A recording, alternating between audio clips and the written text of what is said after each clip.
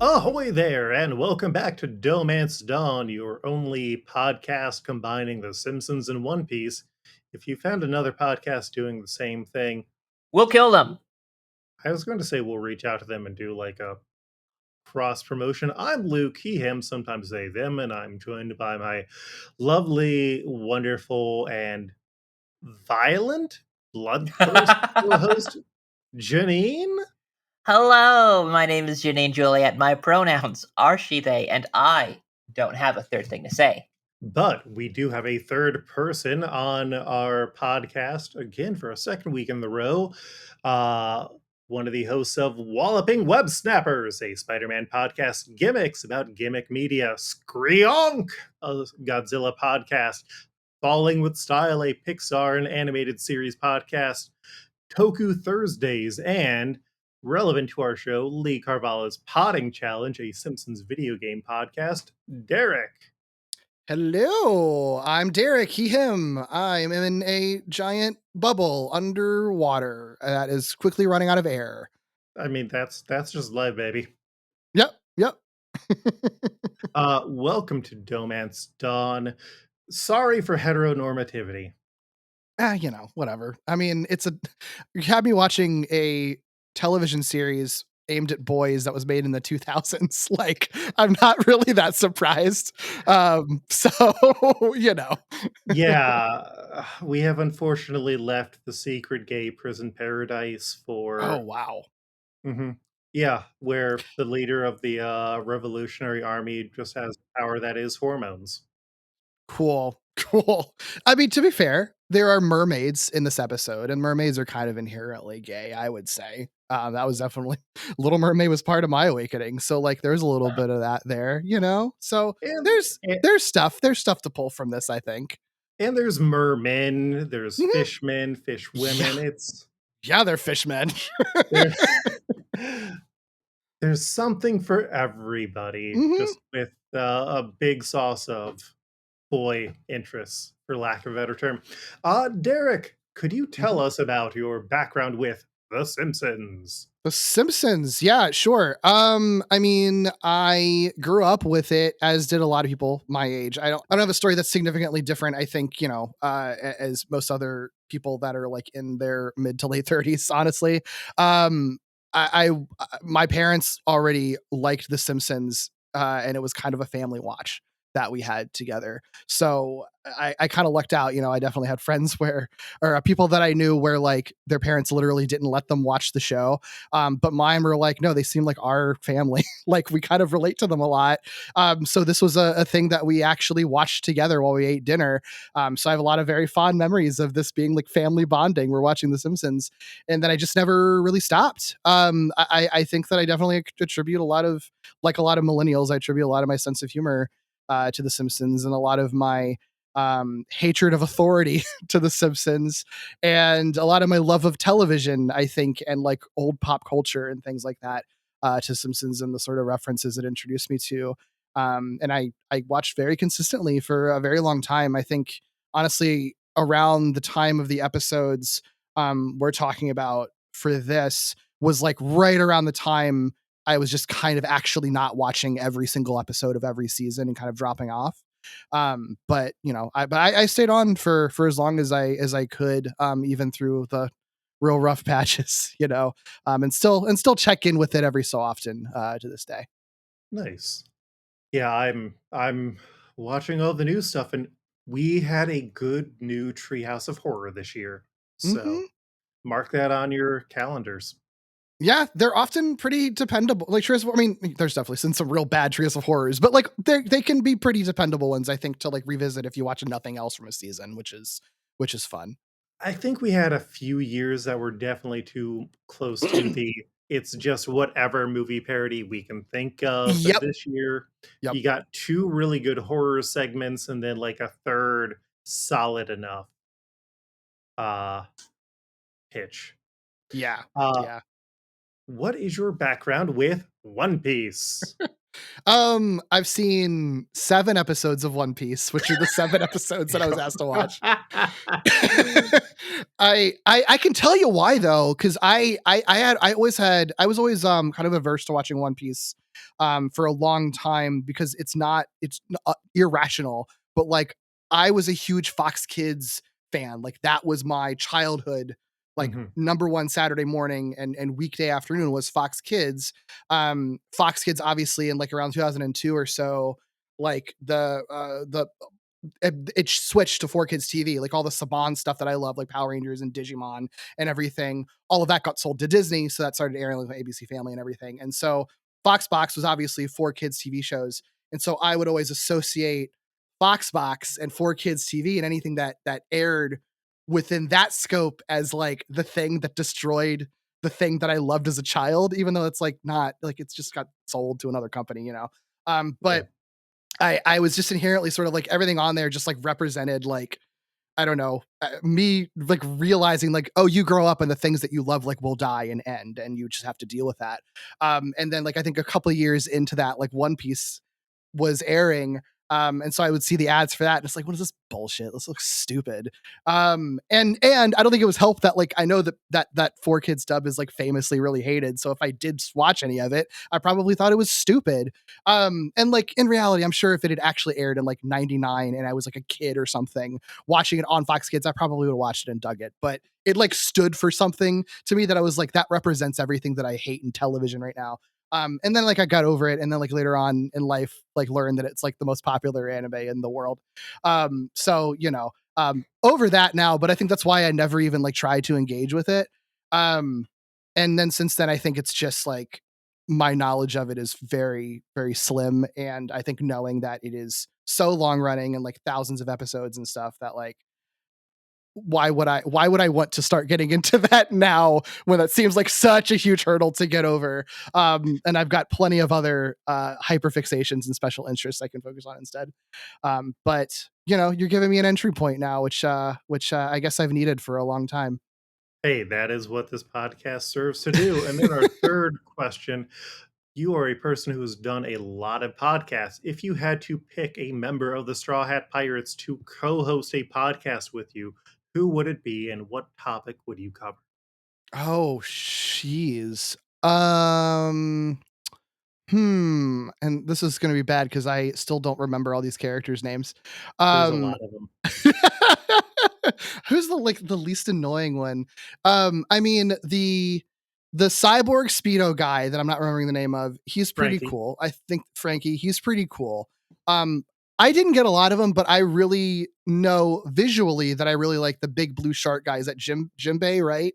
I was that's one thing that I did know about One Piece, and I know he's like not in these episodes, which I was a little disappointed about. But Mhm. just on like looks alone, and given that I only podcast with like, you know, big burly bearded men, I feel like a big shark man feels like it's sort of within that sort of scope as having a permanent co-host. So I would choose him, even though I've literally never actually seen a full episode with him in it. Fair. We are still quite a while from Jinbei showing back up. Yeah. Oh, the magic of One Piece. I mean, we were supposed to get to Fishman Island like over 150 episodes ago, Incredible. but they just got sidetracked with war and a prison break and a ghost No island. big. So I can, if you want, I can tell you literally everything that I knew about One Piece before watching this because it's very limited. If you want to know exactly the knowledge base that I'm going into this with, um, I knew that it was called One Piece, and I knew that there was a what I thought was a child with Mister Fantastic powers. That I didn't know the name of, and then I think I read the name and thought it was Luffy, and then realized watching these that that's not how you pronounce it. I assumed that the ship was called One Piece for the longest time, and learned that watching this that that's not actually the name of the ship.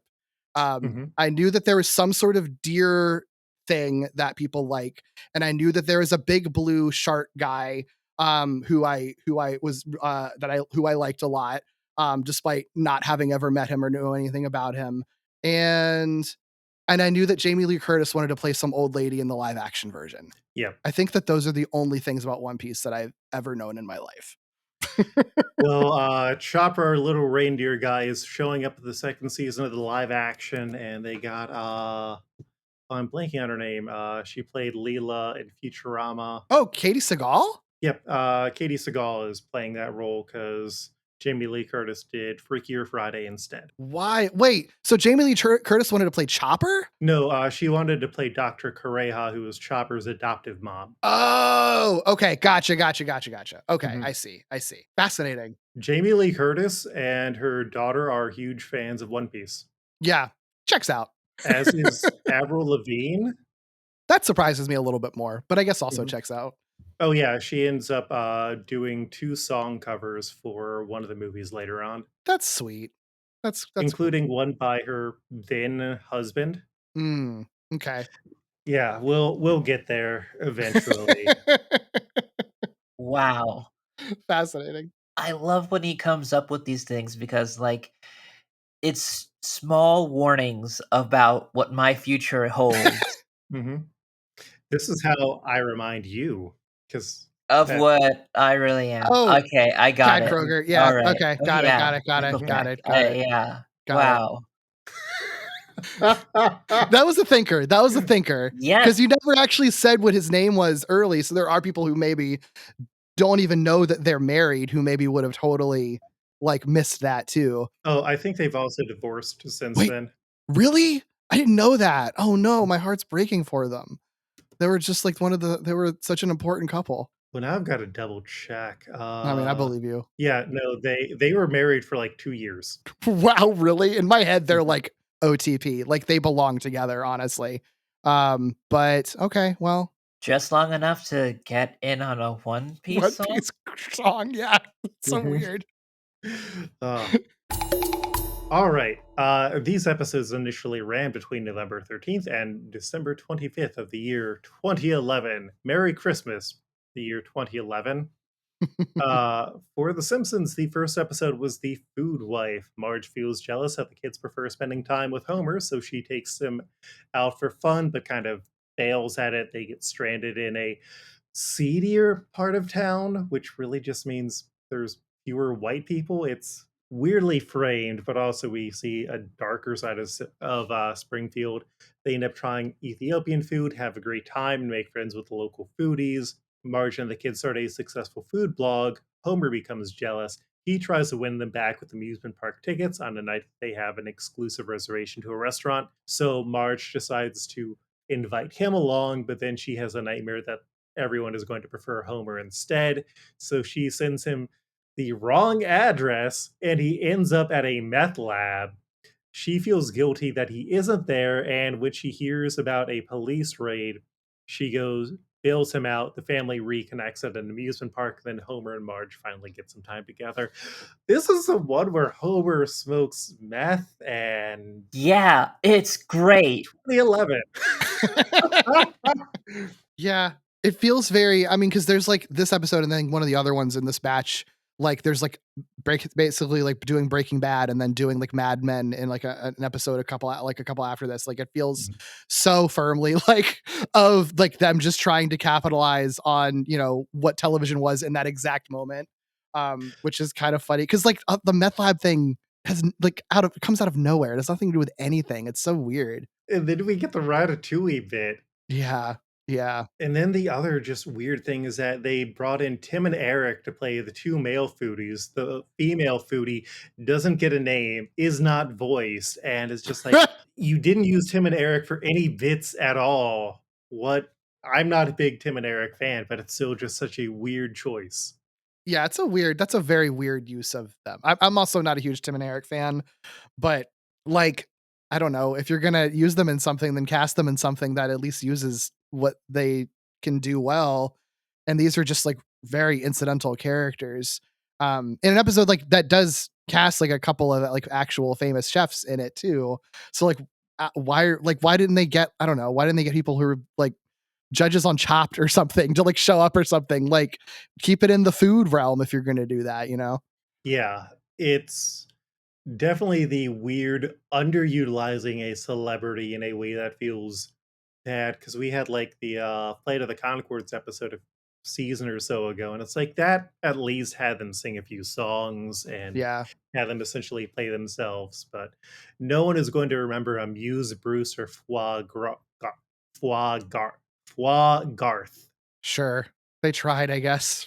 That was an attempt.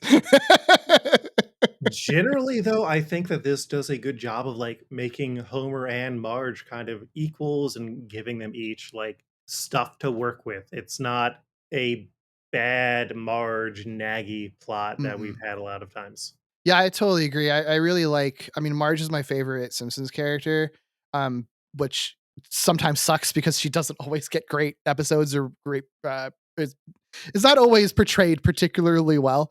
But I Mhm. do think that this is ultimately like a good Marge episode because I think like the mistakes that she makes are very relatable and understandable, and I think in character, and I do think the idea of kind of like sort of pitting her and Homer together, but Homer not even realizing that he's actually a rival to Marge in the situation is a really clever thing to do. I do think that I do think that that is very well handled from a character perspective. The second episode was The Book Job.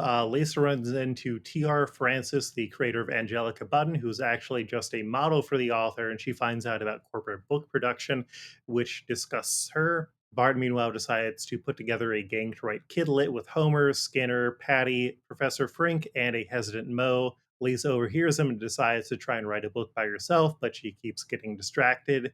The writing team is inspired to write about a troll by Moe, and Neil Gaiman steps in to assist them with food. They finish the book but need a hook and bring in Lisa as the fake author, and they get a check for $1 million. But then they find out that the publishers changed the book. They all feel betrayed and they decide to change the book back. When they get into the publisher, they find out that they've been betrayed by Lisa, who just wants the fame of being an author. But it turns out that she actually publishes the original version of the book with the trolls, but then they all find out that Neil Gaiman took credit for the book. And boy, was this a great episode ruined by Neil Gaiman. Yeah. I remember watching this episode when it aired and really liking it at the time. Like this one was one where it was like, oh, this is like one of the good ones, you know, during an era of Mhm. the show that isn't always very good. And it's like I still kind of feel I feel complicated about it because I do think it's like a really, really funny. I think it's a really funny episode, and I think really, I think all these insights and jokes about people who want to be writers and are like really bad at the actual act of writing, despite wanting to be writers, and like all the procrastination jokes they do with Lisa are very funny. And I think that the turning it into a heist movie, like to write a book, like It's collectively great. write a book, is really smart. It's so clever, and then that sort of heist parody ends up turning into an actual heist for the book. Like it's really cleverly done. It's so smart. But you know, then it is like for one parodying Harry Potter on one hand, and then has like Neil Gaiman all over it too. So it's like, okay, cool. Like we can't have nice things ever, I guess. I feel like the Angelica button turning out to just be a corporate derived thing without like any actual heart in it is honestly a Yeah, bigger insult to Harry Potter in a way that I appreciate it. I agree. I do think that I feel less icky about this one than I do about some other episodes because even though it is sort of, you know, in some ways, I guess, honoring these other people that have like revealed themselves to be tremendously awful people in real life. Um, this isn't a case where it's like they walk into the show and it's like, wow, celebrity, we love you, and then just list off all the things they love about them and then Mhm. celebrate them. And there's like one joke. Like to this episode's credit, yeah, they kind of like take the piss out of Harry Potter, and make it clear that it's a very corporate thing. And even though Neil Gaiman is there voicing himself, like they treat like the joke of it is that he can't read and he's evil and no one likes him. Like, Yeah. and I know that wasn't the intention of the show. Like the joke of it was like, isn't it funny that this guy that we all like is like having fun with himself? But like now watching it, it's sort of like, yeah, they're right. He just like sucks, and everybody on the show is treating him like he sucks. And I can kind of feel good about that, even though it was not intentional. I feel like it is much better than when they tried to do that with Taika Waititi in a recent season, and he tried to make jokes about how beloved he is. And it's kind of like, you're Right. kind of just pushing. But yeah, no, Neil Gaiman. being a warning to not drink drinks that other people made you is Yikes. Yep. yeah. Wow. Yeah, we're just coming after people between this episode and the Branson episode. It's My we're gosh. we're picking big enemies, and I mean the nice thing is there's plenty of awful people. Like we cast J.K. Rowling as an absolutely awful person who prefers to shoot anyone who they don't like who gets in their way and gets punched in the face. So, Love that. and we cast Kid Rock. Oh, who did you cast Kid Rock as? Enel, who was a character who was initially based on Eminem because that arc was happening in the early 2000s. Of course. Okay, gotcha. Mhm. Makes sense. But yeah, like it is a great episode. It's just got those time. It Yep. is Osmandius. The next one is the man in the blue flannel pants. Homer hosts a promotional vodka event, and then he shows Mr. Burns that he knows how to schmooze, gets hired as an accountsman. The retiring accountsman, Robert Marlowe, teaches Homer, but warns that he is going to abandon his family, which he eventually does as he starts to feel more adrift. Marge tries to bring him back in with a family rafting trip, but Homer instead tries to also make an accounts meeting. He is doing the whole running between two dates thing, but with two different rafts, and he is forced to figure out who he is going to save, his family or his job, and he saves his family, and Mr. Burns returns Homer to his old job. The B plot is that Lisa teaches Bart to read since Homer won't read to her at night because of the new job. The bullies catch him reading Little Women and force him to read it to them, and then they are enchanted by it, but also have some notes. This is another one where it's like the B plot is kind of like perfect. The A plot, a bit rote. They especially kind of like write out everything that they're going to say, and I feel like there could have been more conflict, but Yeah. Yeah, I think like yeah, I came out of this one not having a lot of thoughts about it, but there's like a few jokes in it that I think are really good. Like I really like I think that Lisa teaching Bart to read B plot is very cute. And I really like the joke where Bart's like getting I don't know, I forget how he sets it up, but Lisa's like, no, Bart, you can read other books too. And he's like, what? Like it's such a big Mhm. take. It's really it's very funny. But yeah, I mean, most of it's just like a Mad Men parody, which I think obviously that show is like important to television and everything, but I do think it feels like such a Mad Men parody that I don't know that I don't know. It didn't really because I watched this one for the first time. I didn't watch this one originally when it aired. So I don't know that like watching that now it really worked for me very much. It's just sort of like, oh yeah, okay, they're doing like the lawnmower bit from Mad Men. Cool. I do like the whisper amplifying intercom though. I thought that was a funny joke. Yeah, I like the bit where he's just putting the fish into the fish tank and the iguana. No, yeah. Yeah. Yeah. Yeah, there's funny jokes in it. But I think it's kind of a forgettable one to me. I think Mhm. ultimately. Janine, any comments on this one? This one, um, I don't know. I mean, I never watched Mad Men, and this is the first time I'm actually faced with the parody of it. So taking just that up on face value, it's just kind of like it's strange because it brought me back to a time when I was a child and I was first watching The Simpsons, having seen none of the things that they were parodying then and being introduced to it for the first time through The Simpsons. Yeah, I think that it's I think it's interesting you say that because I do think that I don't know. I wish I could pinpoint what the difference is, but I feel like watching stuff like that as a kid and, seeing them parody movies that I hadn't seen, it would usually make me I either would be able to go along with the joke or it would make me interested in like watching the movie to get the reference. And I don't know that this one is the same way. Like, do you now feel compelled to watch Mad Men after watching this parody of it? Or is it just like, I didn't get the parody? I don't know. I feel like I kind of get it now. Like, Sure. what else could they do that Homer didn't do? Mm-hmm. I He almost mean, kills his boss. That's the American dream. but Homer didn't take over the life of another soldier who died during the war. That way he could get out of his own life and is slowly being eaten alive because the morals of the era are wrong. And also, there's no Christina Hendricks. So your mileage may vary. Sure. Yeah, I think saying that it's like a solid episode, but especially compared to the other two that we've covered so far, it just does not hit. I think it could be the worst of the episodes that we watched for this one. Yeah, I mean, which I think isn't a bad I think it's maybe speaks to these episodes being relatively, like, Solid. solid for the most part, because Mhm. it's not a I wouldn't consider this a bad episode, like, watch some bad Yeah. episodes of The Simpsons. It's not it, it's just, like, I think a little bit less inspired, but I think all of It these are pretty decent episodes. it's a Homer gets a new job episode. Yeah, right. The next one is the 10% solution. The family goes to the TV museum where they meet Annie Dubinsky. Krusty, meanwhile, complains about all the cartoons on his TV show and is fired because he is so outdated. The family finds Krusty and connects him with Annie, who he had betrayed and dumped in the past after she made him into a successful clown. She gets him a chance to do a nostalgia show for adults, and the two also start hooking up again. He then gets a premium cable offer to do more of the show, which he accepts, but he finds that Annie is very aggressive and he doesn't want to betray her again. The executives get worried and Krusty tries to protect her, but in the end, they just pivot into making old person softcore sex videos. Yeah, they do. It sounds like I run out of steam there, but literally, that's just like, yeah, no, we're just making you weird sex videos now. Hey, hey! Yeah, yeah.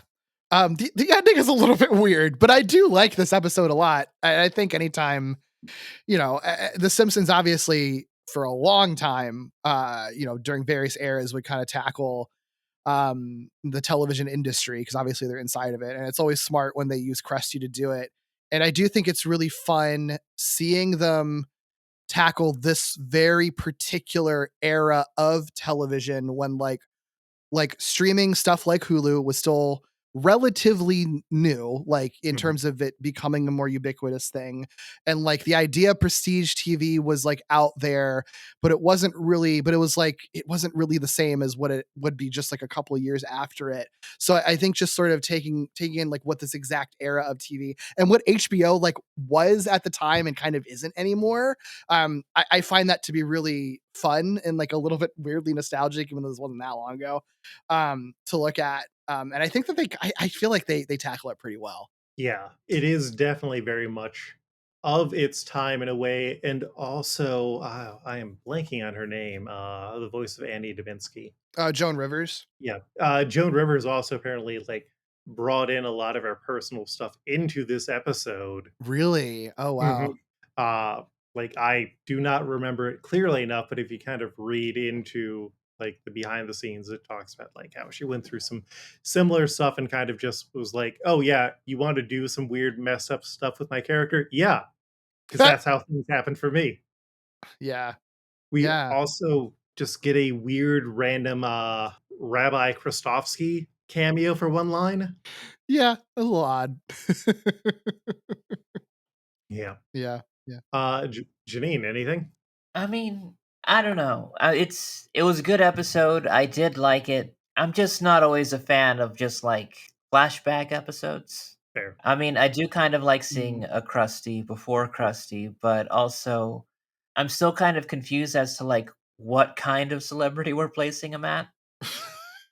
Yeah, I don't think the show's ever consistent about it. I think it really just depends on what story they're trying to tell.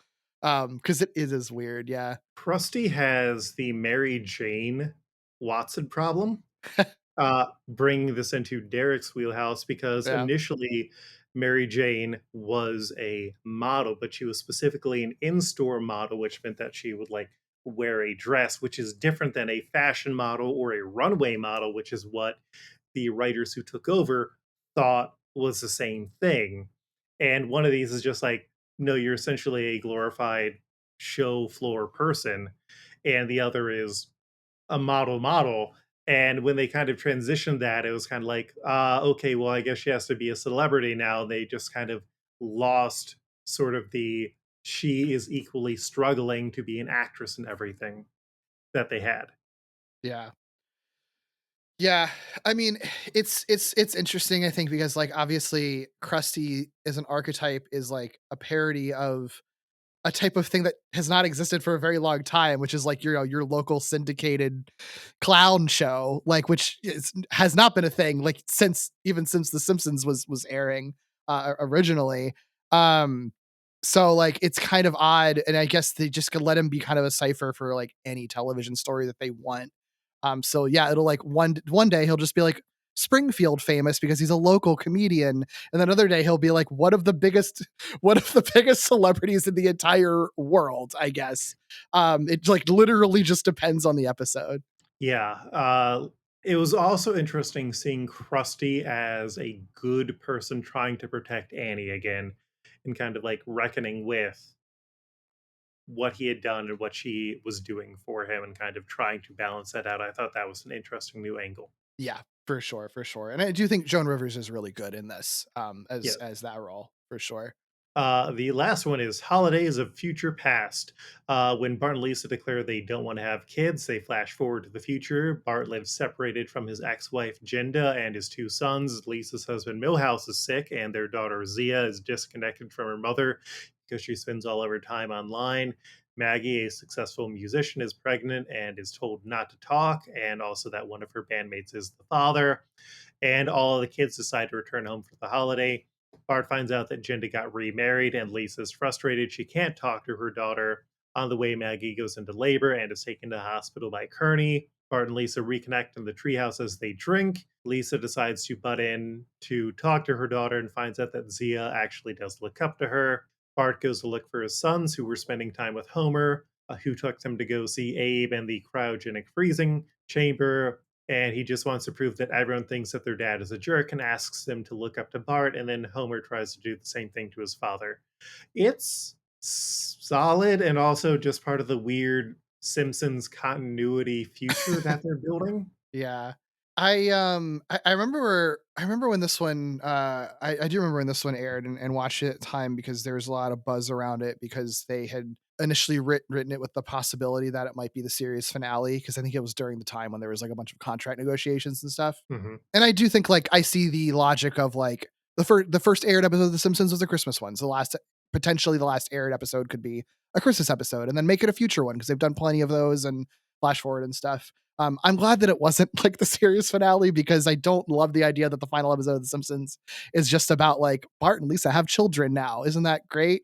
Um, but but yeah, I think this episode is fun. I do think that it's like kind of diminishing returns with a lot of the future Simpsons episodes. Like they're never going to be as good, in my opinion, as like Lisa's wedding, the first one. And I really hate that it's like their future canon that like Lisa and Milhouse are married. Like I hate that so much, but it's fun. I think it's a very sweet, it's a very sweet episode. Shout out Martha Princess. Yeah. Yeah.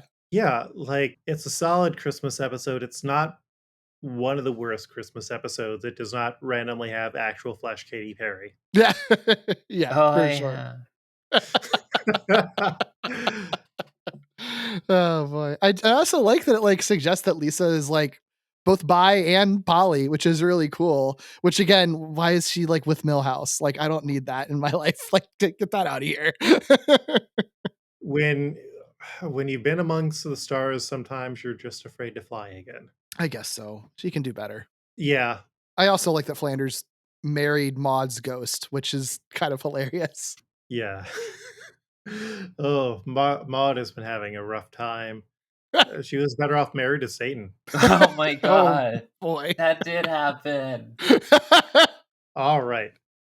Uh, New characters that we have unlocked include Anthony Bourdain, Robert Marlowe, Jon Snow, Wiley Dufresne, Little Mermaid from the poster, Dale Gribble, Granny Clampett, Martian Alien Family, Lenny Carl, Carl Lenny, and many more. Yeah, it is funny that because of the like HBO stuff, you basically just get like the cast of every major HBO show like now as Simpsons characters to pull from. That's pretty amazing.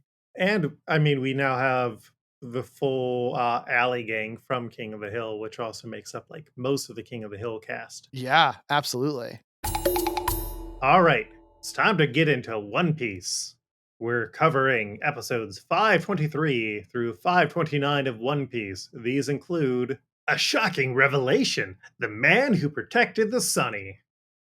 Undersea struggle. The demon of the deep appears. Disaster in the deep sea. The Straw Hat crew gets lost. Undersea volcanic eruption sailing to Fishman Island. Landing at Fishman Island. The lovely mermaids. Eruption of excitement. Oh my god, because it's like Sanji's in crisis of life. Fishman Island collapses. Shirley's prediction. All right. So, yeah, you came in at a weird first episode, but this is where the wiki says the arc starts, because Mhm. we get the Straw Hats preparing to go down to Fishman Island, and Caribou reveals that he's always planned to kill the Straw Hats when uh, he starts to try and kill the remaining fake Straw Hats by burying them alive. For context, the Straw Hats had been broken up for 2 years and got back Mhm. together, but there was fake Straw Hats who were trying to recruit their own pirate crew, and it fell apart very quickly. Sure. Yeah. Yeah. I mean, I will say, I love being just like thrown into the fire, sans Mhm. any context and everything. But I do think the show like does a good job of kind of resetting where you are with every episode. Even if I don't know who the hell any of these people are, I'm like, oh, okay, they're like all together, they've reunited after 2 years to like be on their journey to find treasure, and now they have to go underwater to do it. Cool. Okay, I at least know the basics right now. So Yeah, that's the thing. It's like you get at least enough to understand what's going on and what the stakes are. yeah, for sure. Uh, Silver Rayleigh sees the Straw Hats leave and remembers when Goldie Roger, the king of the pirates, invited him to join his crew, and he plans to wait for Luffy to return. As the Thousand Sunny descends down amongst the roots of the mangrove trees and among the roots of the mangrove trees, the coating of the bubble on the ship is in immediate danger from idiocy. And then Sanji flies through the coating because he is unfortunately too horny to function and has immediately drained the blood supply for his rare blood type. Is Ah, is that the first time that that's sort of become a thing? Like, is that a new thing for that character? Sanji essentially spent 2 years on an island with drag queens Mm, and did not have a good time, sure. and it was not handled great. Yeah. And so now anytime he sees actual women, he is normally anime horny, and then for his two female shipmates he is incredibly horny. Sure. Sure. Look, I mean, that backstory sucks, but I did find it very clever that the escalation of like anime horny then actually becomes like a serious problem because you literally need a blood transfusion because of how much your nose bleeding from being so horny, and that's like sustained. Like I do think that that concept is kind of genius, to be honest. Like the context for it sucks, but the Yeah, actual idea is like really funny. it's the like bringing in realistic physics to a cartoon bit Right, for actual exactly. consequences. Exactly. Also, this is the first time that we get into talking about a lot of blood stuff, which is one of those weird things where if you read a lot of manga or anime, they usually include blood type because in a lot of Asian countries, blood type is more or less like horoscopes, where Mm, they think that it is a determining factor of your personalities. But it's also one of those things that also has a lot of racial components to it as well. sure. And it's complicated. It's complicated. Yeah, I did not know that. That's really interesting. Mhm. This has been Blood Minute. Frankie tells him how Hachi and Duval were both injured over the past 2 years protecting the Thousand Sunny from the Marines until a year ago when Bartholomew Kuma returned to protect the ship. When Frankie finally got back to the ship, Kuma left saying that his mission was accomplished, and Frankie learned that Kuma had specifically made a deal to protect the ship as a member of the Revolutionary Army, warned Rayleigh that he was going to lose his personality by becoming a full android, and This was part of a deal that he made with the increasingly mysterious Dr. Vegapunk. So as they descend down, Caribou's ship is pulled by the sea cow Momu, who comes up to help Caribou's crew board them. Momu remembers the Straw Hats beating him years ago in Arlong Park and runs away with Caribou's ship, stranding Caribou on the Thousand Sunny. He claims to surrender, but he has awful vibes. Nobody trusts him. And when Luffy hears that Caribou's crew captured Momu, he is inspired to capture his own sea monster. I know that that's a character that had already appeared. But I thought it was really, really funny that there's literally a giant sea cow that like the type of cow that says moo underwater.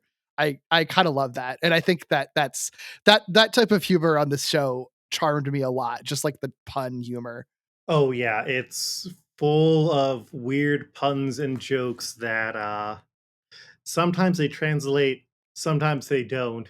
Sure. But also when they usually translate the jokes, they become equally ridiculous. Yeah. I mean, I got that sense. I don't think I realized how much of like a comedy show this is. I don't know if it's this arc or if that's the whole vibe of the whole show, but like I do like that the tone is very like irreverent, even in spite of like, you know, all the action stuff and things that are happening. Like I had no idea there was a skeleton man on this show. And then he just like literally tells like bone jokes and skeleton jokes all the time.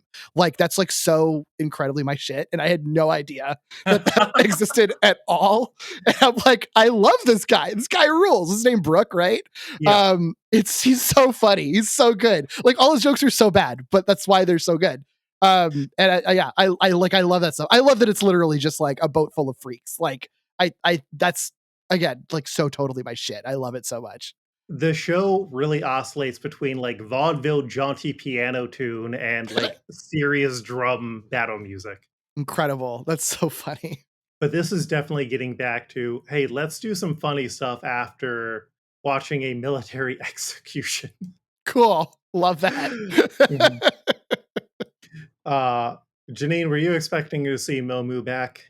I'm glad to see Momu back. I loved Momu the first time around, and just seeing that adorable face just realize it's going to get its ass kicked if it sticks around is just like, man, this is the smartest person in One Piece. Who did we cast as Momu? Momu is Gamera. Nice. We're Wait, like geniuses. wow, that's incredible. Mhm. I love that so much. Yeah, because he shows up in the Japan episode fighting Yeah. Godzilla. Oh god, have you cast all the kaiju from that episode as characters yet? Not all of them, but we've Ooh. done some like 800 plus characters at this point. Sure. Yeah. I mean, that's yeah. That's so because it was like Gamera, Rodan, Mothra, and Godzilla. I think we're all in that one. I believe. So like, yeah, that's some good options for the monsters in this show. That's good to know. We haven't done Rodan. We cast Mothra Okay. as Boss, because Boss was the fire breathing beetle from a movie tie-in, and then no Godzilla. Interesting. Okay. We'll keep that in mind. So as the ocean starts to get colder, they get ready for the deep currents before they reach the lair of the massive sea monster, the Kraken, which Luffy decides that he wants to capture. The crew is unconcerned except for Nami and Caribou, who want to escape. That's when Koribu, Caribou's brother, and the rest of the ship appear before they are summarily destroyed, with the crew instantly dying and Momu going free. Based. Yeah, that was pretty shocking. Yeah. Like, Yeah. not only them dying, but then also, oh, look at them floating up there like jellyfish. Yeah, I was like, oh, they're gonna make a joke and they're gonna like start swimming or something. I'm like, oh no, I No. just watched a whole ship full of people drown, probably pretty painfully, and those are their corpses. All right. Janine, are you happy people are dying in One Piece again? Yeah, I love it.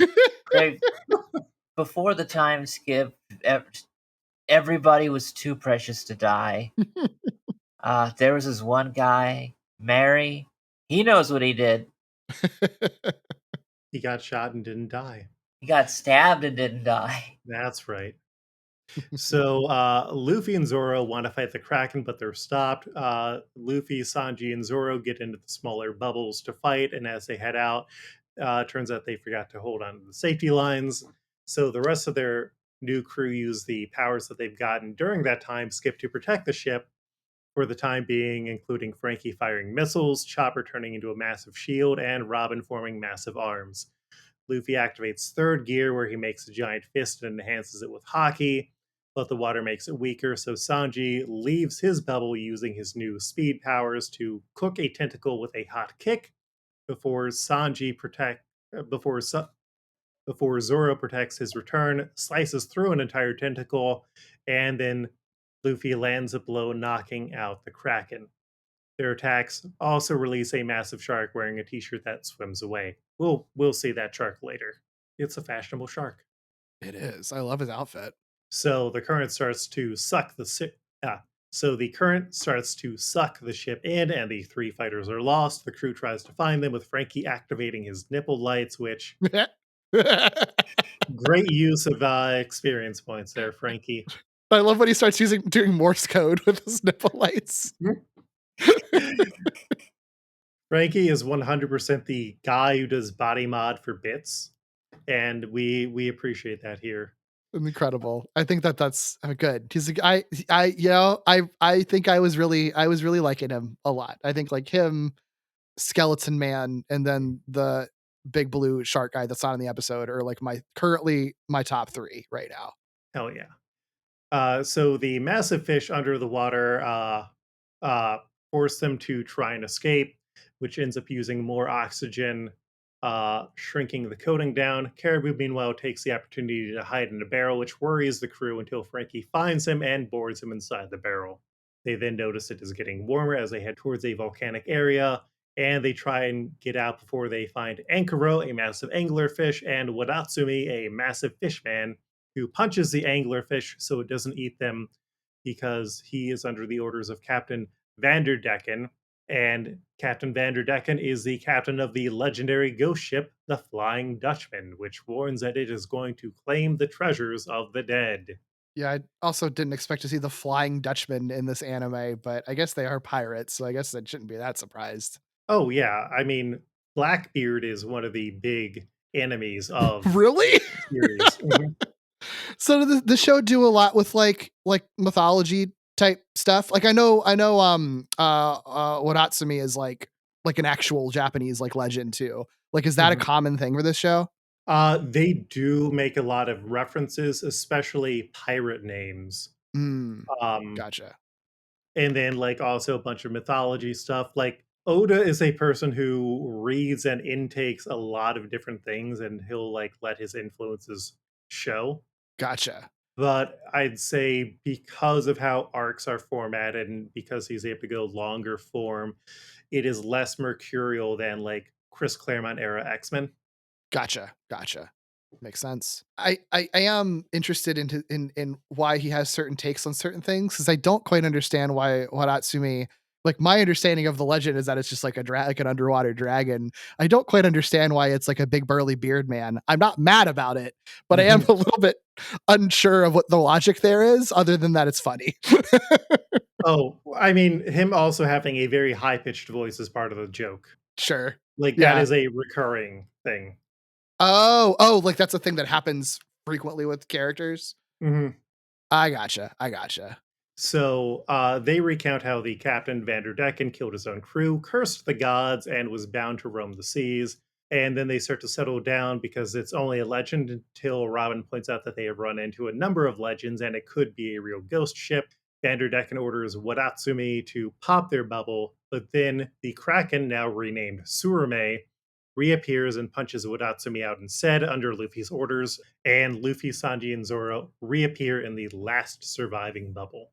So you do kind of get a at least a kaiju fight underwater. Yeah, absolutely. Oh, I think it's cool. I mean, all the stuff with the Kraken, I think is really neat. All the monsters, kind underwater creatures and stuff in general in these episodes are really fun. Like I mean, again, I'm not like surprised that like a show about pirates would have like sea monsters and stuff in it, but I was surprised like how much of these episodes were just surrounded like giant monster battles ultimately, which I thought was really cool. So Luffy orders Surame to let them go, and the Flying Dutchman prepares to head out before a chain of volcanic explosions kick off, and they all have to run away as rocks begin to fall.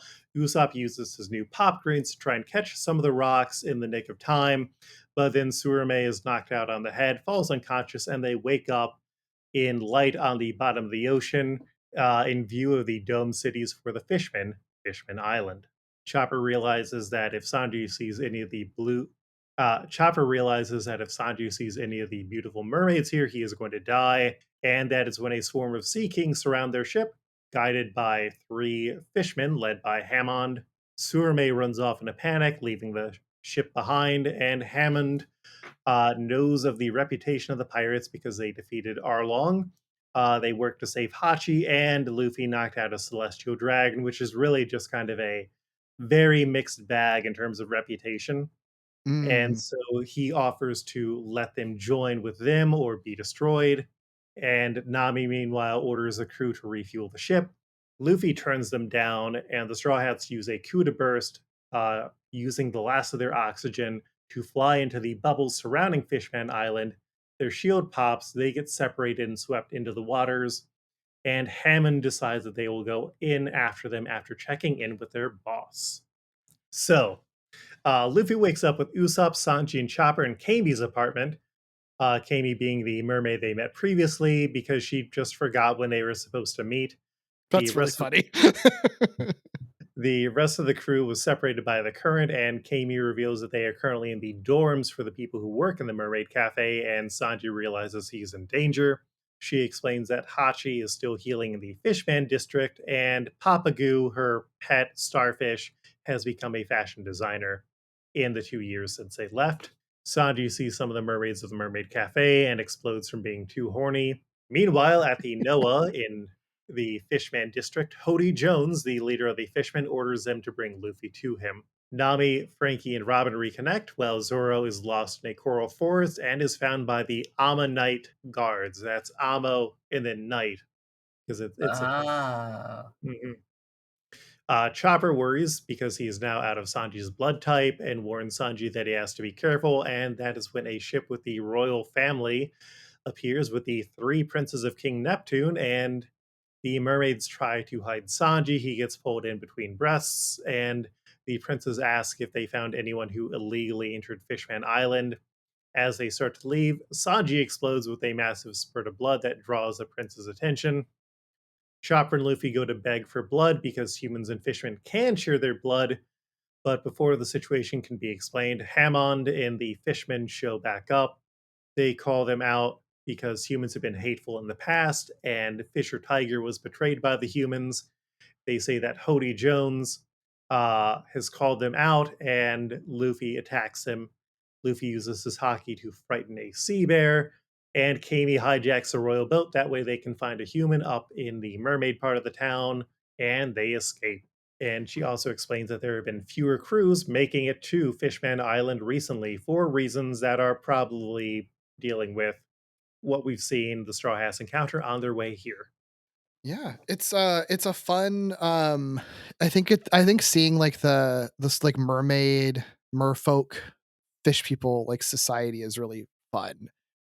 Cuz I do like the I don't know, it's I think it's a charming kind of portrayal that they have of it, that they're like in this just giant bubble and are just kind of chilling together and then just like sit on little bubbles that they float around on. Like it's all really it's I don't know, it's all very cute. I thought it was really really fun. Like, Oda has a fun time making worlds. Like, he made a multi-tiered Venice city in an earlier Oh, arc. interesting. Mhm. That one time that he made an entire, like, group of people in the sky and then went to prove that, hey, those weren't actually the indigenous people that originally live in the sky. Also, there was just the island that had dinosaurs and then just 2 giants who were eternally fighting on it. That sounds sick. That Mhm. sounds really cool. That's going to be coming in the 2nd season of the live action adaptation. Oh, cool. Okay. I'm excited to see how they would they would adapt that and how they would make that look live action. That sounds cool. Yeah, I'm Maybe excited. I'll have to maybe I'll have to watch the live action show. It's condensed, and there are worse ways to get into the show. Sure. And Mary dies. I'm sorry for that spoiler. It's just a personal vendetta of mine. So, left behind, the princes reveal that they wanted to find the Straw Hats because they have a message from Jean Bay, who Luffy had been looking for. And then the mermaids from the cafe find the barrel that was holding Caribou and open it up, only to then go missing.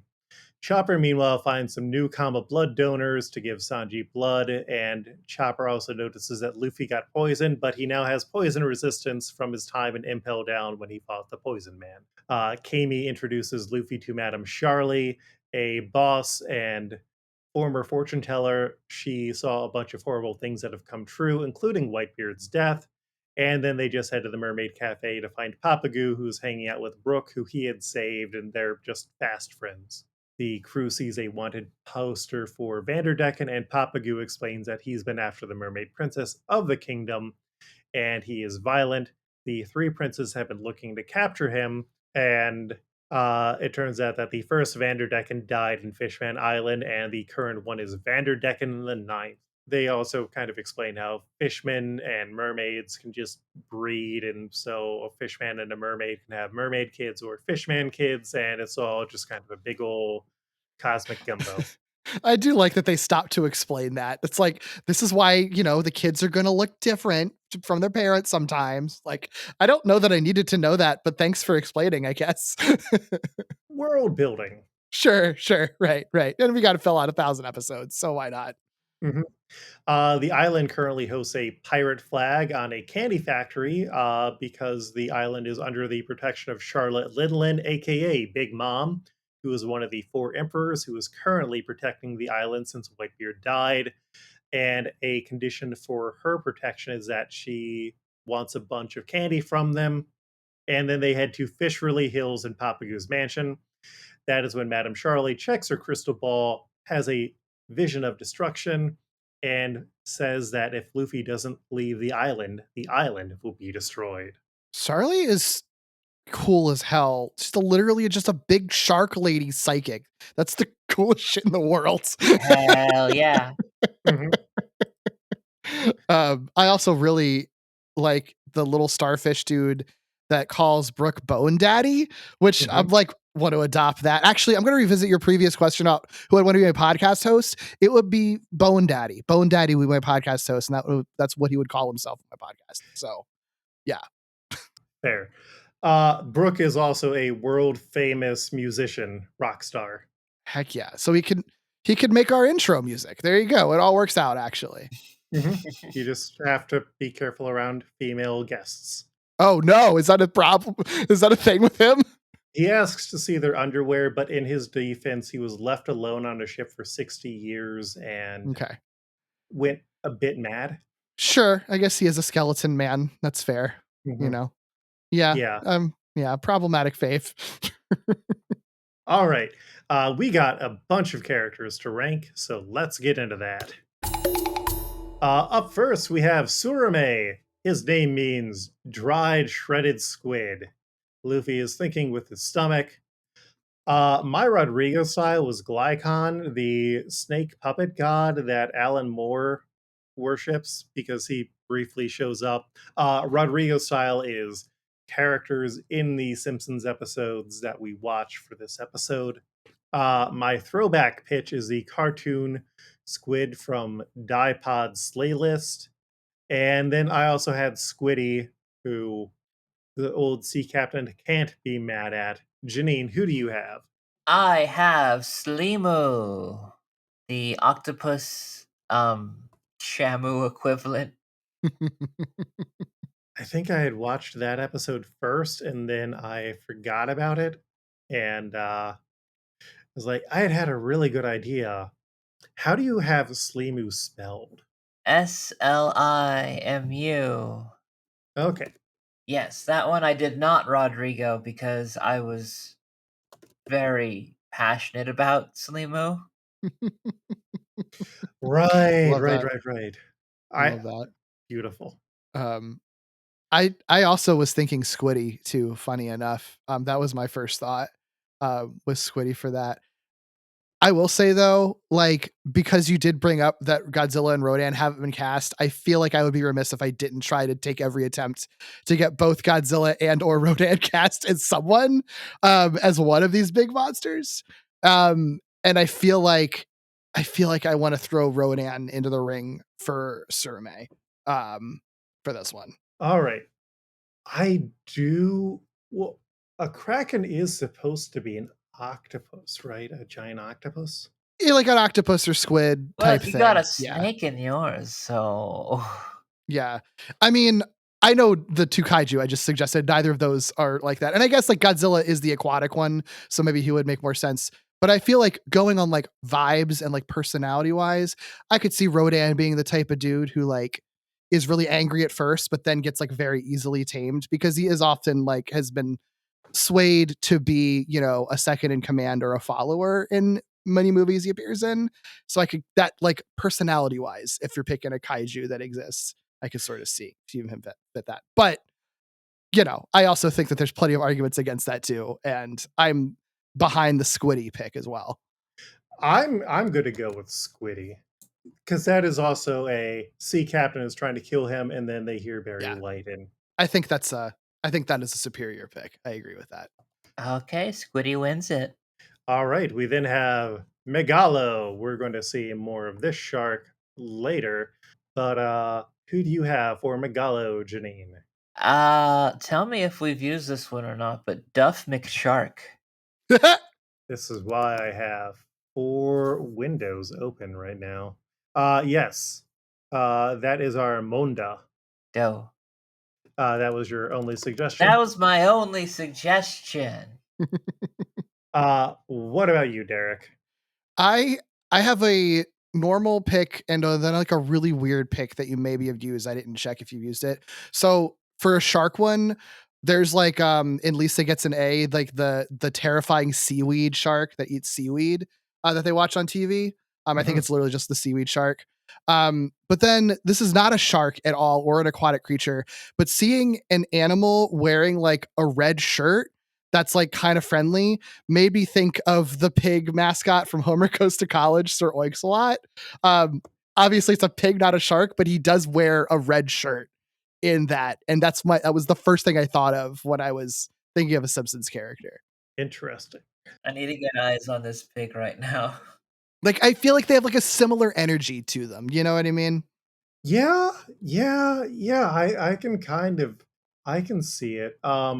My Rodrigo pick, because we did not have a lot of aquatic creatures, this one was the Gulf iguana. My Mm. throwback was the sugar shark.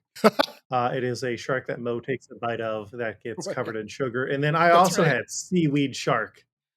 Nice, nice. I love I seaweed shark. I do kind of like Sir Oinks a lot. It's like weird, but like it because like I feel like it just feels too fitting. It's an animal with a fucking red shirt on. Like, how often does that happen? Like it feels like it's meant to be. hmm Janine, can you roll with Sir Oinks a lot? Yeah. Yes. All right. We then have Ankoro. Who do you have or Ankoro, Derek? I struggle with this. This is another weird pick, Mhm, but you know how the Mr. Sparkle logo is made up of a light bulb and then like a fish logo? Like mhm. the Matsumura Fishworks logo was the first fish that I thought of because it's like similar, it's like kind of similarly shaped with the angler fish. That or the blowfish that Homer eats in the blowfish episode early on. All right.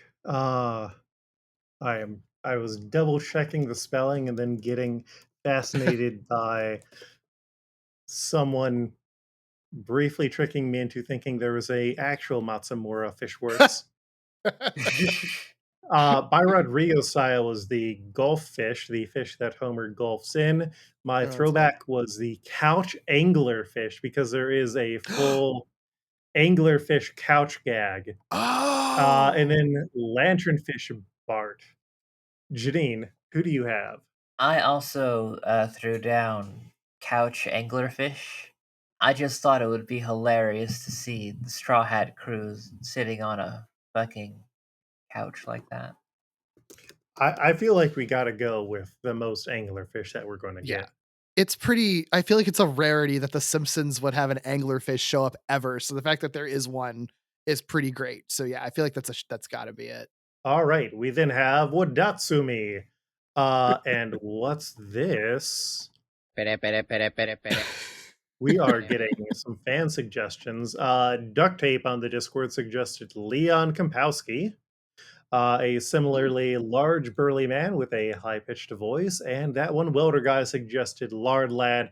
That one welder guy, Lard Lad, is our John Giant. We gotta turn that one down. My Rodrigo style was Guy Fieri. My That's a good. throwback is Grizzly Sean. Oh, that was my pick too. Never upset to see. Yes. And then I also had Goliath Nelson, just because I can see Wadatsumi saying, "Ah." Janine, who do you have? I have Big Daddy, my Rodrigo style for this pick as I move into the rest of them are just all Rodrigos. But yeah, there was a E4 convention parody of E3 with a bunch of video game things, and we did pass by a Big Daddy from Bioshock. Bioshock. Yeah, I was about to say, but we used Big Daddy as our Arlong. But you're talking about regular Big Daddy. I love how many Big Daddies we've got happening here. That makes me very happy. If only I had that sound clip from Walk Hard. Okay, so Big Daddy was the only one that you had, Janine? Yeah. All right. Yeah. Derek, did you have anyone besides Grizzly Sean? Yeah, Grizzly Sean was my first go-to. I feel like that's the obvious one. But as a weird pick, and again, I said that I would be doing this, I do think that this wouldn't be a bad pick for Godzilla, because he is an underwater, like kind of big mannish creature. And some of those screonks that you hear sometimes, some of the roars that he has are often high pitched. And he's like Godzilla's also curvy and like there's people who many bears who are attracted to Godzilla's body type, myself included. So I think that, he kind of fits the vibe a little bit, right? You make a good case. I feel like we're entering into a good as Gould situation here with Godzilla and Rodan. Yeah. I mean, I also feel like, there probably are better characters in One Piece in general. I'm sure that there's some sort of water dragon. My other thought is like looking up the actual Watatsumi legend is like literally it's an aquatic dragon and Godzilla is like very dragon-like too. But there probably are like other fucking dragons in One Piece that Godzilla could be. I have to try. I got to try to throw my hat in for that. Yeah, no, I mean, one of the other emperors does turn into a whole ass dragon. So, I wouldn't be offended if you don't go with that, but it would be stupid for me to not try. I do kind of like using Grizzly Sean. Wadatsumi is going to make some reappearances, and Nice. Janine, are you good with Grizzly Sean? Sure. All right. We then have Hammond, who is a eel fishman with the big old red hair. Who did you have for Hammond, Janine? Huh? Oh, that one I had Bad Writer Man, Neil Gaiman. I mean, he's dressed just like him. Oh boy. Oh no, he kind of is, isn't he? He's a British eel man, isn't it? Yeah. Hmm. Derek, who did you have for Hammond? I struggled with coming up with anybody good for this. I don't love this answer, but just because you have him and then you have his sort of two followers and they're all wearing suits and there's sort of a light mafia vibe. I was thinking just the Sopranos characters that were in the HBO episode, since we have them, like Hammond as Tony Soprano and then Silvio and Paulie as the two followers that he has. That's so good. That's so good. Oh my god. Interesting. I had Amuse Bruce, Foie Garth, and then Female Foodie as a set, just trying to find a good place for all of those. I also had Frank James of Frank and Jesse James, along with Dr. Nick Octopus, just because I couldn't think of a good one. And then Kirk Hammond, James Hetfield from Metallica, and country western octopus Lisa. I feel like we should try and knock out the others. Janine, who do you have for Hyozu, the blue ringed octopus man, and Kasagula? I had Hyozu, I had the Tweenlit CEO, Hmm. and for Kasagoba, I had Ronald McDonald. I see the resemblance. The color scheme's the same. Makes sense. I am pulling up the Sopranos, where I'm trying to pull it up just to make sure that I get the references right, because it is a like very fast moving Hmm. clip. Because I Yeah, am, yeah, I have not actually watched The Sopranos. I have. Mhm. So if you need it confirmed, I can tell you, but I Yes. don't have a If screenshot from it in front of me. Oh, I've got the image pictured. There's four people in the image, so I guess Mhm. who else is who? Oh, okay. So middle, obviously the big guy is Tony, James Gandolfini. Mhm. The one next to him to the right is Silvio. The one to the farthest right is Paulie, and then I'm assuming the one to the left is supposed to be Christopher. Um, but I would say my casting choices would be Tony as Hammond, Hyozu as Silvio, and Kasagoba as Polly, because Polly's the sillier one, and Kasagoba seems sillier. I'm good to go with those three. I feel like it's Heck a yeah. solid trio. Janine, are you good with that? Yes, I think that that was a slam dunk. You got 3 in a row. Heck yeah. Holy Hell shit. yeah. Thank you. That is a turkey. Gobble gobble. We then have Ichika, Nika, Sanka, Yanka, and Yanka 2. Uh, the Medaka mermaid quintuplets. The joke is that ya is that all the number or all the names are numbers, and then Yanka should be something different. Yeah, them having two Yankas is very funny. I am pulling up the correct joke, that way I can have the correct joke. Mhm. Yes. The fifth one should be Goka. Ah, okay. Mhm. So my Rodrigo pick was the Cookie Simpsons from the Christmas opening. My Mhm. throwback, even though there's only three of them, is the Caitlins, and then I also had the Jackson 5 impersonator. I was trying to figure out a way to get all five of them, and it is rough. So I'm interested to see what y'all have, if anything. Janine. My Rodrigo style was the Ralph clones. Ooh, that's a good pick. They have the same facial expression. Yeah, they kind They of do, don't they? do. Oh my god, that's so good. I was gonna say Apu's octuplets from the from the future episode. Mhm. Um, I mean, obviously five of those children. But the Ralph clones one is too good. I think it's got to be that. Yeah, I think Ralph Clones is a great bit. Same energy, same dispensability.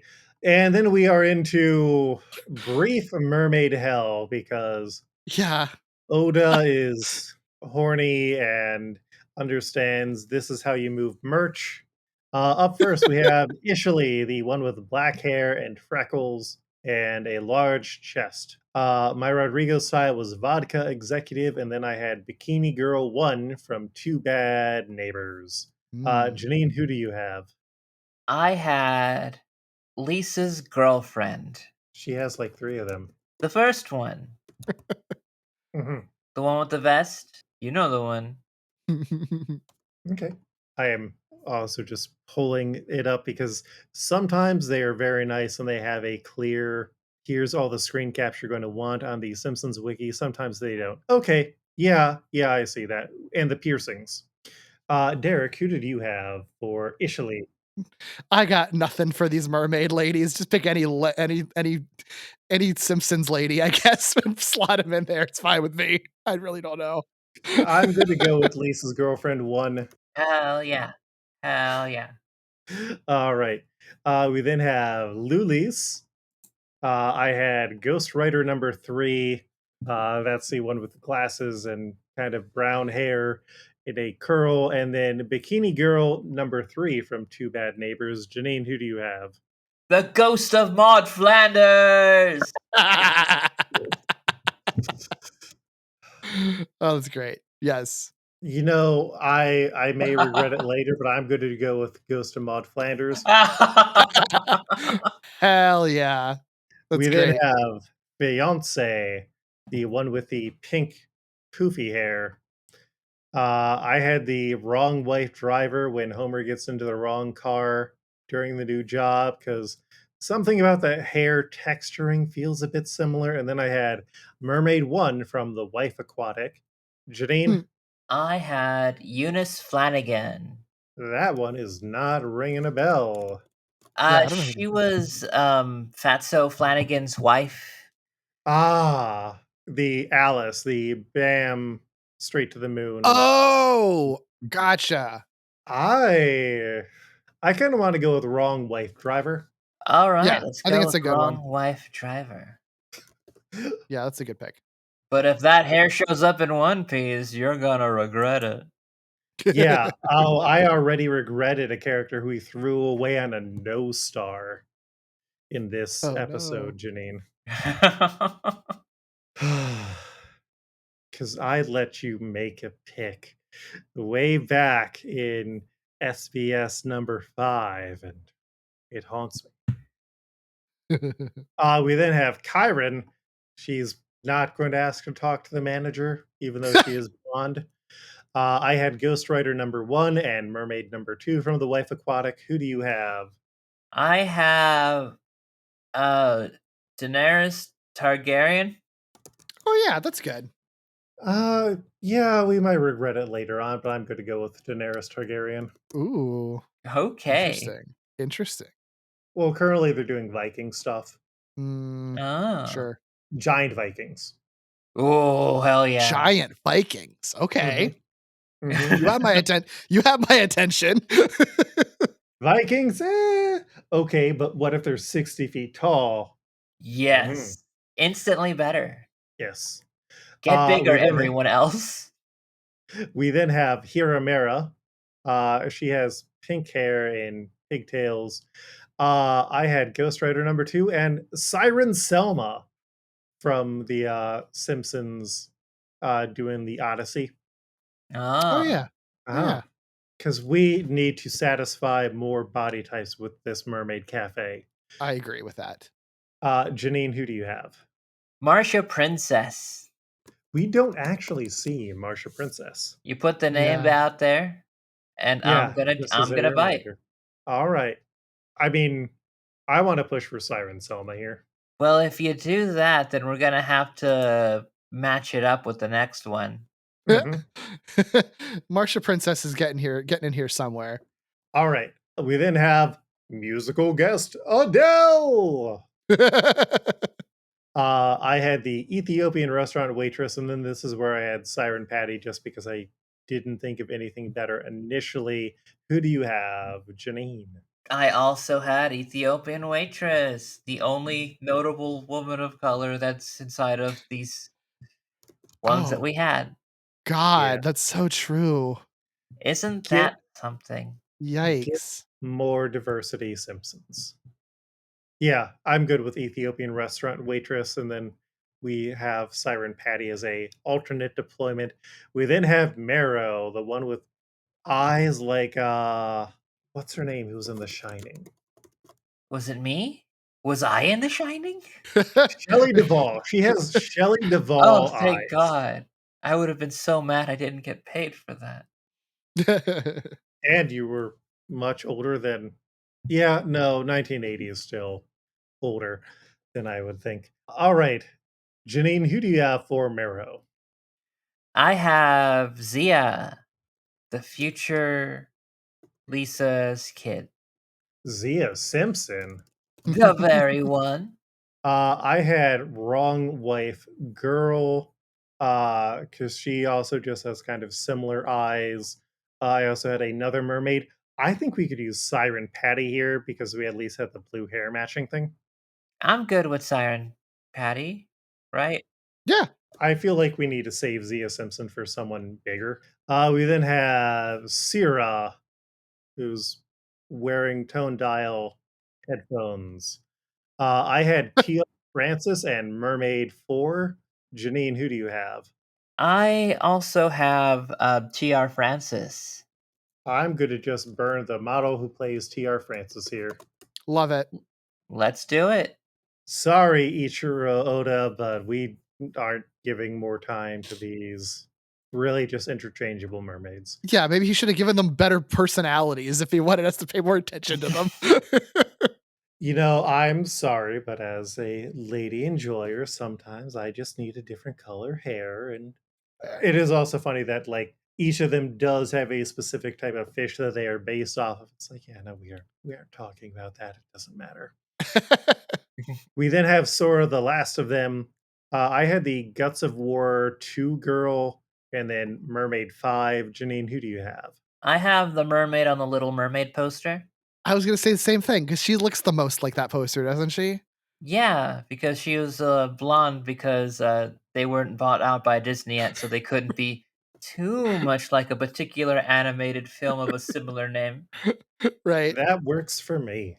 All right. And then we will probably table Hody Jones and another character for later on because we didn't really get a full look at him. Who did you have for Hody Jones, Derek? Oh, I saw your note to say we'll hold off on casting, so I was like, I'm not going to use brain power then. So I have Fair no one. Janine, did you have anyone for Hody Jones so far? Oh no, I also held off. All right. Well, my Rodrigo style I put down was Anthony Bourdain, and then I also put on Russ Cargill as a throwback. But we are Which is a really tabling big him. fucking swing. So like if you're willing to go that hard, that's giving me insights when we do cast that Okay. of how high I gotta This punch up. okay, Janine, Yeah. the person who I was really pissed that I let you use was Snorky, the dolphin, because Snorky would have been fucking great for Hody Jones if we just replaced him with a dolphin. Oh my god, that's so funny. I was even thinking, like, if you all hadn't done that, like, any dolphins for that episode, you could have just made all the mermaids just different dolphins from that episode too, and then just, like, made it a like, blanket casting. They're all just dolphins. All all right. We got three princes. We got Fukaboshi, Ryuboshi, and Manboshi. And I have a set for all three of mine. Did anyone else cast theirs in a set? I was just thinking I was running out of steam with thinking of these, so I was just like, well, they're princes. We've got Game of Thrones characters, so maybe 3 of the men that show up in Game of Thrones. And then didn't really think beyond that. And I feel like I already got the Sopranos one in, so I feel like the Game of Thrones one, I don't know. I feel like that's the weaker answer, so I would throw that out and then immediately say that don't pick that. Probably whatever you have is better than that. Janine, how about you? I have I did not do them as a group. Mhm. So to hear mine, I had Guts of War Kratos, the Assassin's Creed hippie, and Fatso Flanagan. All right.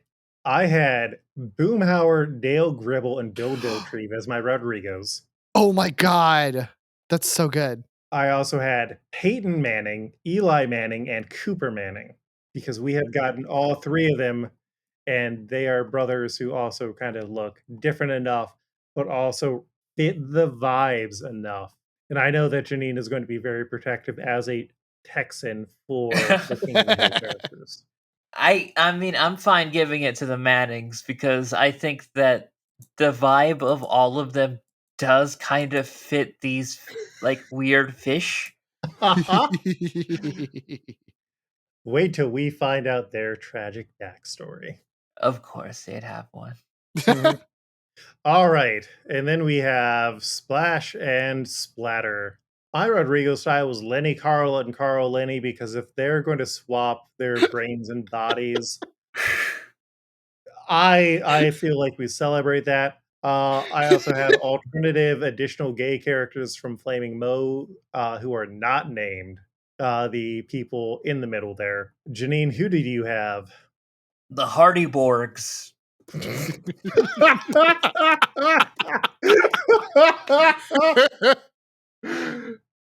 Oh, that's good. Beautiful.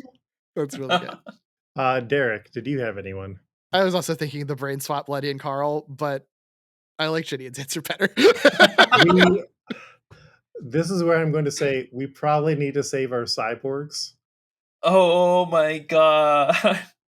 Interesting. Of course you would say that. Of course there's gonna be fucking cyborgs somewhere in the fucking future of One Piece. That we don't want to blow the cyborgs now. And the Hardy Borgs are gonna become so much more important in the future My of One God, Piece. that's so funny. The Hardy Porks. All right, let's go. Lenny, Carl, and Carl Lenny. We then have Madame Charlie, Hell yeah. Love her. Fishwife City. Derek, did you have anyone for Madame Charlie? Yeah, I have two. I don't know if you've used them. I went in two different directions because Mhm. she's like a psychic fortune teller. I was thinking the fortune teller from Lisa's Wedding. But I don't know if she has like the big shark lady energy that works. Mhm. So my other alternative answer, if you haven't used Lindsay Nagel, and if you have used Lindsay Nagel, then Lindsay Nagel with the brown hair specifically. We have used Lindsay Nagel, classic. Oh, damn. Or no, sorry, standard. Oh, okay. But you haven't used classic, and the brown hair, the dark hair kind of fits. I don't know. I don't know. She's got like power suit energy, I feel like, So Mhm. yeah. Janine, who do you have? Empress Zimzam. Just a great poster gag. I had Rodrigo style Zia Simpson, and then throwback is Mermaid Krabappel. I'm kind of good to go with Empress Zimzam. Yeah, I'm cool Hell with that. yeah. Janine, do you have any guesses on who Madame Charlie is related to? Oh god, it's not B, is it? Man. Is it Megalo? No, Megalo is just a normal shark, Janine. We'll find out soon enough. And then last is Vanderdecken, who we're also probably going to table.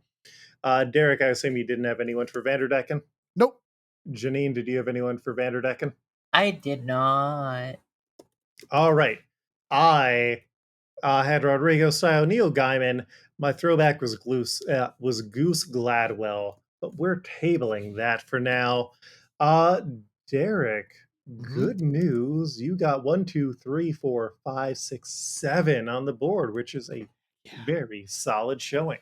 Heck yeah. Heck yeah. Love it.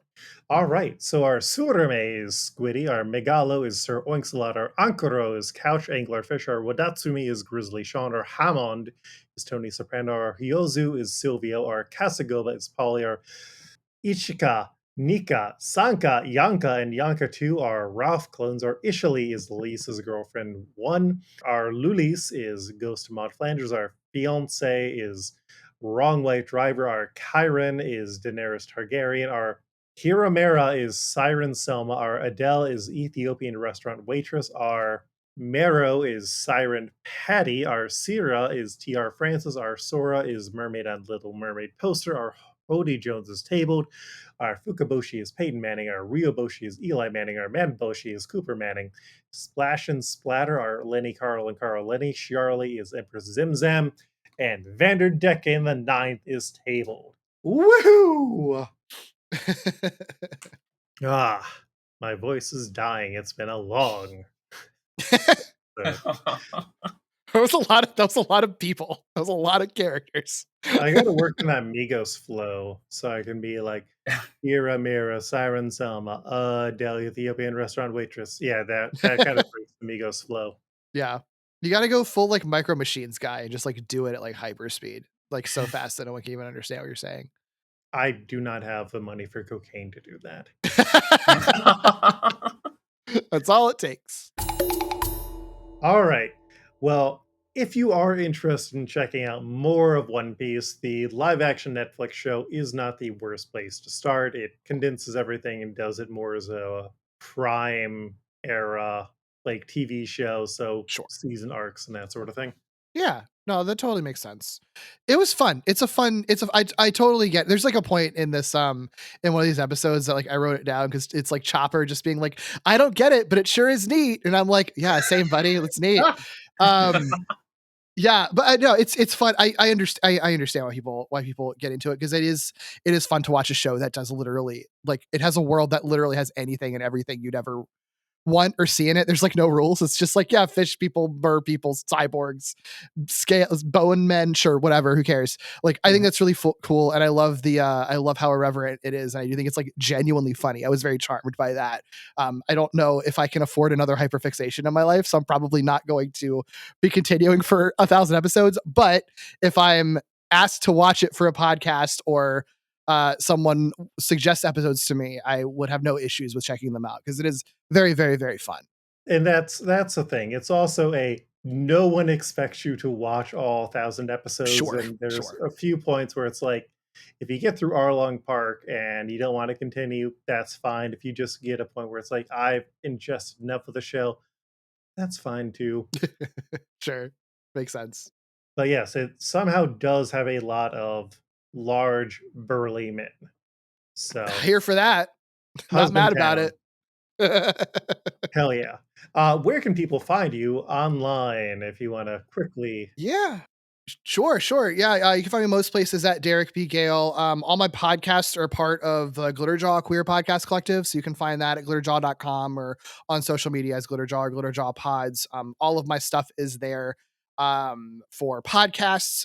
If you like Japanese media, like you like One Piece, you might also like Tokusatsu, and I do also host a streaming show that I do with the Sci-Fi Explosion Twitch channel. It's a partnership we have, so I once a month do a curated stream of like tokusatsu shows and movies, which is like Japanese live action, and we include like vintage Japanese commercials and behind the scenes stuff and music videos as well. So if you want to get an introduction to tokusatsu, like I got an introduction to One Piece, that's a cool place to go. We usually just do those once a month.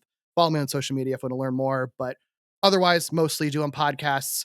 I do have a article that just dropped on Pop Heist as well. That's about the movie Mannequin and why it's like one of the gayest movies ever made, despite centering on a straight romance. So you can find that at popheist.com. Nice. All right, Janine, where are you online? Oh, you could be able to find me on Blue Sky. That is JanineJuliet.Pisky.social. I'm also Janine is Dope on Instagram. And I also have another podcast, Wrestle Girlies, that I do with my friend Flighty Buttless. She came up to me with a very good idea, so we might be recording another episode soon. Keep an eye out for that. Luke, where can people find you?